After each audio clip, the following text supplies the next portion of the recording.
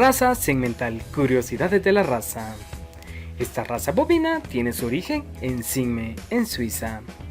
La finalidad de esta raza es doble propósito, producción de carne y de leche. En tema de color de pelaje, va del amarillo claro al rojo cerezo oscuro. La ganancia de peso diario es de 1200 gramos. Las vacas adultas pesan en promedio 750 kilos. Los toros adultos pesan en promedio 1100 kilos. La producción de leche por lactancia está alrededor de los 4500 litros. El rendimiento en canal es del 58%. El primer parto se presenta a los 25 meses. El intervalo entre partos es de 420 días. En temas de longevidad, los animales de esta raza son capaces de vivir 11 años.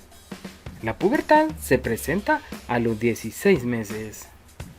Las principales ventajas que ofrece esta raza son precocidad sexual, mansedumbre, adaptabilidad y habilidad materna.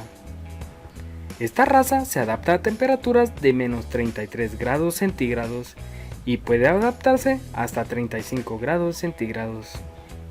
Del cruce de Simmental y Brahman se origina la raza Simbra, que hereda del ganado de cebú, adaptación a climas cálidos, resistencia a endo y ectoparásitos, ausencia de partos distóxicos y todas las ventajas de la raza Simmental.